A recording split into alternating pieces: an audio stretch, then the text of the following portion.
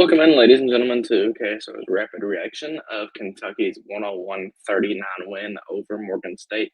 I know the little graphic down there says 72-point win. It was only 62. We had a little typo on our part, so apologize for that. But um, this was a good win, I thought, for Kentucky. I think after losing to Maryland, you had to come in and win by a lot. Morgan State came into this game 1-7 on the year. They'd played 2 days in a row. Like, you just needed to beat this team by 1,000. Like I said, it says 72, but it was only 62.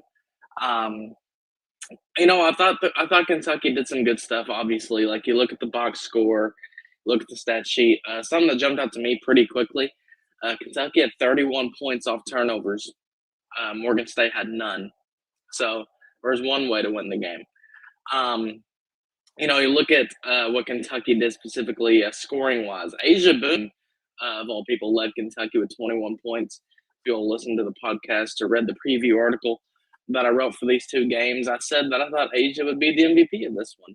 And it's not like I'm some kind of genius. It's just, Morgan State's not great. You knew Kenny was going to go to the bench pretty early. And, she puts up 21 points, 8 of 10 shooting, 5 of 7 from three, 3 rebounds and an assist to go along with it. Asia Boone did really well. Obviously, shooting 5 of 7 from three is something you'll take any night of the week from her. Jordan Obi, 17 points from her.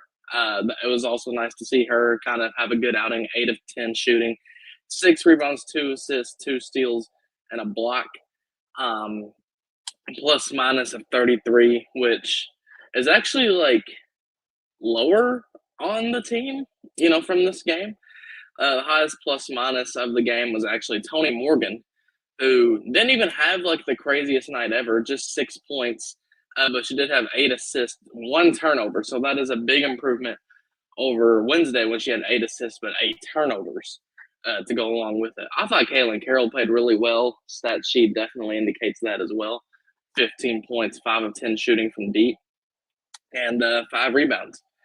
And she played 24 minutes. Like, she got some significant run, and it's good to see KK kind of you know get there and um, go in and contribute and look good. We got our guy from the podcast, Angel, said, "Let's go." I was in the game here in PR. Energy was great. Bench was great. Keep rolling. Bench looked really good, and I think they just had to look good in this game. I don't think you can have Kentucky going in there and like I think they had to play well and they did, and they looked pretty good while doing it. And then we got Drex saying "Love Lady Cats." We do as well. I wish they would like okay, so just like I guess behind the scenes ish. When you call them lady cats, it's almost like not frowned upon, but like because when in the 80s, that is what the 80s and 90s, I think. Like the team was the Lady Cats and it was actually Cats with a K. And it was pretty sweet, I thought. And then, I mean, I wasn't around, obviously, but I've seen stuff. And now it's like, well, like I remember, I think I called them Lady Cats one day, and people were like, "Hey, just call them the Cats." And I was like, "Okay, whatever." But I thought Kentucky looked really good. I mean, again, it's so hard to take away a whole lot from this game just because it's Morgan State. Like you look at their schedule, their only win is against an NAIA school. Like Morgan State just sucks. They're not great. Okay, like there's not a whole lot to really say here. Um, Clara Strack had a decent outing, 13 points, 5 rebounds. She kind of like these 2 games down in Puerto Rico. Like we need to get her back to the states. Like I don't think she, like I mean she I don't know if she played horrible either game, but she didn't play great. We've gotten used to her being pretty great. Tiani Key, haven't mentioned her yet. 16 points, 7 of 7 shooting from the field, perfect from her. 4 rebounds. Kentucky only had 39 rebounds as a team, which feels kind of like an underwhelming number. But I guess when you shoot 58% from the field, 40% from three, you're not going to have a ton of rebounds because you're just not missing a whole lot. 25 assists on 40 makes. I think you'll definitely take that any day of the week. Amelia Hassett didn't have like the biggest game ever offensively, just 5 points, 1 of 6 shooting. But, Amelia continues to do the little things right. 7 rebounds, 3 assists, 2 blocks, and a steal. just again, Amelia Hassett, it seems like, we're kind of off and on with her in terms of like, okay, is she going to provide that spark offensively? But, you can leave her in the game because she's doing all the other things right. And now that I've brought up the actual basketball part of it, can we just talk about Flow Sports? Like, for everyone here that watched the stream, that watched these last two games, actually, the Maryland stream wasn't even horrible. But, guys, I mean, I was watching the box score more than I was the game today against Morgan State. I mean, you're sitting there, and first of all, I think the third quarter, I think we only saw half of the third quarter. And you're sitting there and wondering what on earth is going on with this team. I don't know. Like, your guess was as good as mine because we just couldn't, we couldn't see anything. Like, it was one, it was glitchy, but two, we came back with like 6 minutes left, and it was just like, what on earth are we doing here? I remember I posted the glitchy part. Like, I tweeted this during the game. I hope Kentucky can get away from the Flow Sports MTEs and the Baller TV MTEs and things of that nature because there's no, you know what I mean? Like, there's no good value. I mean, there's value in you played Maryland and, you lost, but you were tested and, you kind of had to fight through stuff. And hey, at the end of the day, that's not a horrible loss or whatever, right? But just like, I mean, the Morgan State game, like, you didn't really get a lot out of it. I don't think really. Bench did some good stuff, but just like, it sucks when the visibility of the game is not good. It sucks when when you're women's basketball and you're trying to elevate this game, you're trying to grow this game. We talk about that so much. And you have a top 16 matchup, number 7 versus number 16. People are like, oh man, where can I go watch that? That should be a fun game. And then it's on Flow Sports, and you're like, oh, what channel is Flow Sports? Not a channel. You got to go like on your computer and your smart TV, and you got to pay $20 to watch the game. It's like, if this wasn't my job, I don't know if I would have bought the damn $20 thing, right? Thank God, like, companies comp things, reimburse things, or whatnot. But like, what are we doing? Like, what are we doing, right? Again, it's so tough because I tweeted this and I go, I don't know if anyone is specifically to blame. Like, I don't know if we can sit there and say this is your fault or your fault or your fault. But I would say to the coaches, like to Kenny, when you sign up for these tournaments or when you schedule these tournaments, keep in mind the fans. Like, keep in mind the people who are watching and viewing your product and cheering your team on. Because,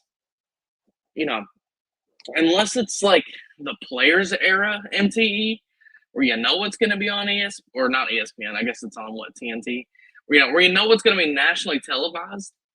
Like, you may just have to try to avoid some of these MTEs and just, instead of playing in these, schedule just better non-conference games in general or home non-conference games. That would be really big.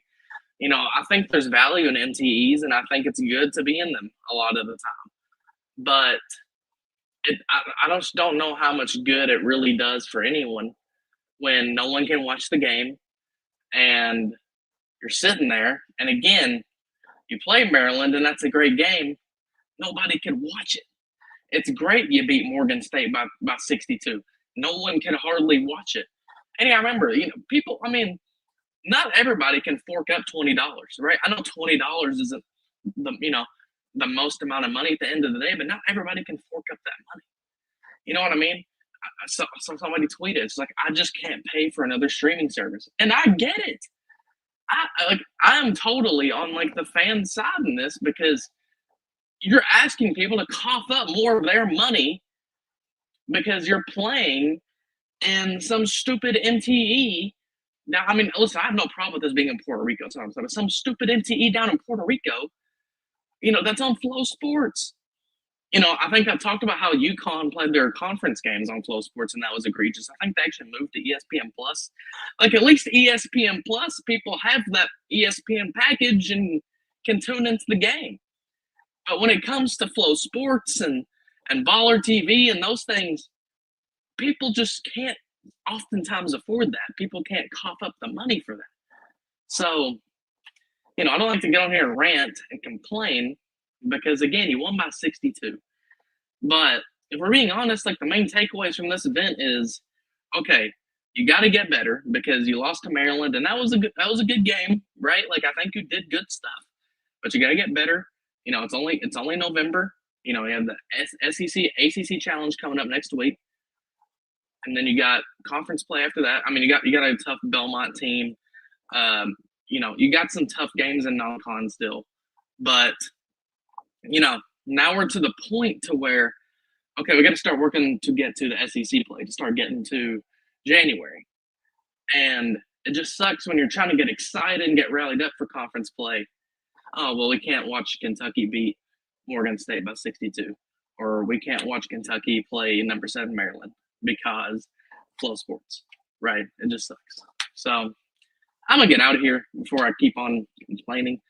It just, again, like I said, the main takeaways from this whole event is you got to improve from the Maryland game. And then, this Flow Sports just sucks. And that's unfortunate. Again, Kaylin Carroll, Asia Boone, they played really well. You had, 5 kids in double-digit scoring. That's great. I just hope in the future we're talking about how Kentucky's in either a primetime MTV or MTE, MTE that's on national television, or okay, you use, instead of playing in these kind of MTEs where no one can watch, schedule a good home non-conference game. Schedule a good, maybe even on the road non-conference game, right? Use this time to, instead of playing these MTEs where no one can watch, use this time to increase the visibility of your program. Play a good team. Get on ESPN. Whatever you got to do, right? It's just, I don't know. I just don't know. These MTEs, I don't know. Yeah, we saw it last year, the Music City Classic in Nashville. There's no reason Arizona State and Illinois should have been on Baller TV.